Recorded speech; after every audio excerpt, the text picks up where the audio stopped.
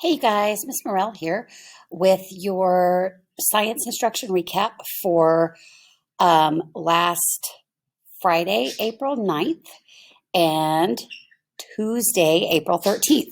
I know this is a little confusing, but we had to reshuffle due to the STAR test on Wednesday. So here you go.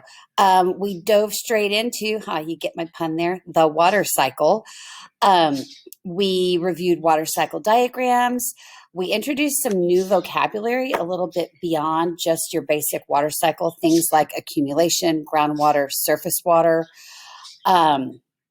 We have continued with our instruction. We talked about human impact on watersheds. We learned what a watershed is and what part it plays in the water cycle.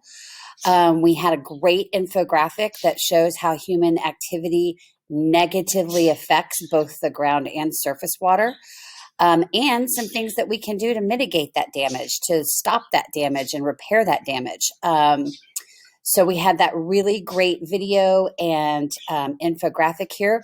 We also reviewed the Quizlet set. So if you don't remember, here is the page that we went over. Here's a video for you to watch. And then a really great infographic that just breaks down what a watershed is and how it works. And then some real important information, types of pollution. Point source and non-point source pollution is a really important concept. Point source pollution is pollution that comes from one particular place that's really easy to pinpoint. So for instance, a tanker, an oil tanker that capsizes and is spilling ocean or oil into the ocean, that is point source pollution. We know exactly where that pollution is coming from. Non-point source pollution is much harder to detect because it comes from everywhere. So many of the things that we do in our daily lives have an impact on the watersheds and the ground and surface water. So if you dump paint thinner in your yard, eventually it's going to make it into the groundwater. That is non-point source pollution. So here were some real specific examples, and some things that you can do to help keep the water clean. They're very simple things, but they can really help us. We also learned some new vocabulary words that are real important.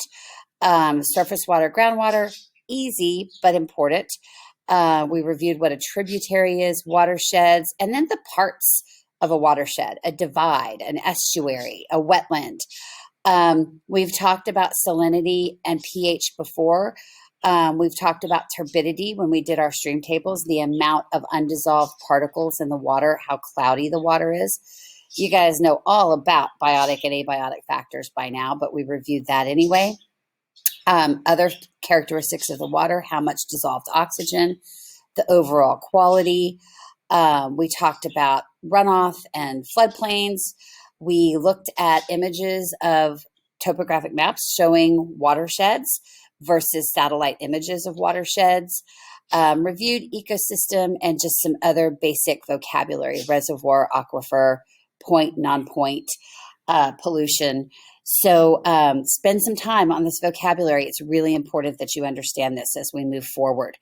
So that just about wraps up what we did in class. We then gave you a really quick, easy in-class learning check.